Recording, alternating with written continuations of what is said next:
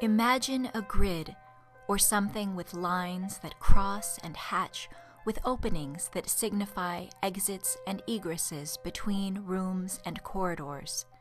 The rooms resemble odd boxes that could grow three-dimensionally in another context, fronted by neoclassical columns or brightly colored tubes. But this two-dimensional page remains blank, apart from a smattering of labels and thumbnails. To another mind, this map wouldn't appear minimalist, but palatial, high and wide enough to shrink us down to size. I can barely imagine that cavern, glowing, resonant with echoes and with ceiling edged by sky. Through shadows, bodies come into focus, asymmetric and angled, scattered in all directions. The nearest stands armless and cloth-draped. Her nudity is not severe as her severed foot, torn nipples, stubbed nose. She wants for bandages, surrounded by other broken bodies whose pallor is pearlescent. Another body bends into focus, then another, and another, until we are surrounded by an army lacking heads and hands, cocks and breasts, a torso here and there, a pile of arms and legs. Each body softens as stone, lost in graceful gazes. Behind them, a wall materializes from whiteness, hung with frames. Within those frames, more bodies appear, fractured figures, penitent postulants, beckoning fingers. A torso twists. A set of eyes follows our steps. Again and again, I've tried to imagine what the creator of GalerieDeDifformite envisioned. I am not she, but am offering this volume as testament to her work. Gloria Hayes died before completing her enterprise, but in the last 2 years of her life, she shared with me a glimpse of her vision. We met under strange circumstances. She was the only child of my grandfather's mistress, from a second family that he kept secret for decades. Only as an adult did I learn of her and sought her halfway across the country. She was a petite woman who stayed virtually housebound after the deaths of her husband, a Vietnam veteran, and only son with Down syndrome. Adulthood brought Gloria a rare disease which left her arm crippled. What might have weighed down another person, however, seemed to bring her lightness. Something about her was sprite-like.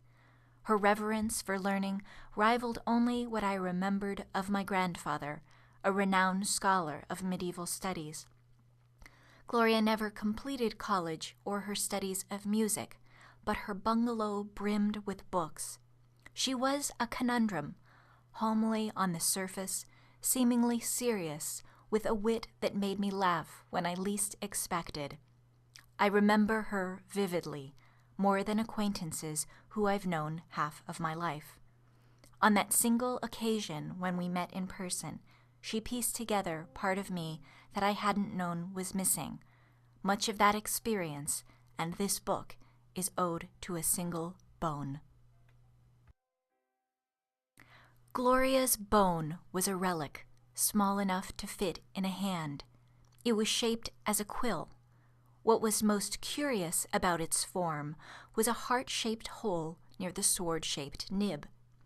Toward the end of our visit, Gloria revealed that the bone with a heart-shaped hole was a gift from her father, my grandfather, from one of his sabbaticals to Italy. She said that it was a xiphoid process, part of the sternum. It wasn't an original bone, her father had claimed, but rather a model fashioned by hand as a quill in the 18th century by a British fraternal organization with the endearing name of Ye Ugly Face Club to record their members' fantastic physiognomic features. Perhaps even more fantastic than that fact, the original bone was thought to have been extracted from the corpse of Beatrice Portinari, of Dantean fame. Like families save and bequeath engagement rings and Bibles, this bone seemed destined to be passed, literally and legendarily, on to the next of kin. And when we said our goodbyes, Gloria asked for my address and said to expect something in the mail. For each month thereafter, for 2 years, we maintained a correspondence that has been one of the richest and rarest experiences of my life.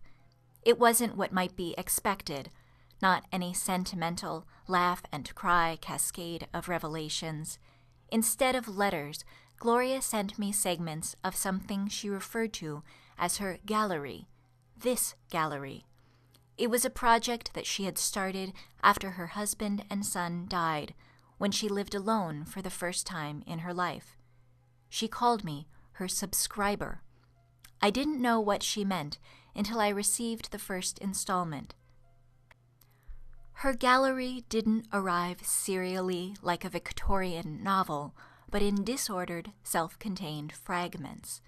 It took a few deliveries for me to sense a pattern even, and to deduce that Gloria wasn't exactly the Undertaker, a role that she reserved for a reincarnation of Beatrice herself, the epitome of beauty deconstructed in a scheme to revive Ye Ugly Face Club. I am no literary critic or art historian, rather a counselor at a community center who works with youths termed disabled. Perhaps that's why Gloria entrusted me with her GalerieDeDifformite. When we met, she said that she worried about everything that had become PC, political crap, she called it, from her grandmotherly mouth.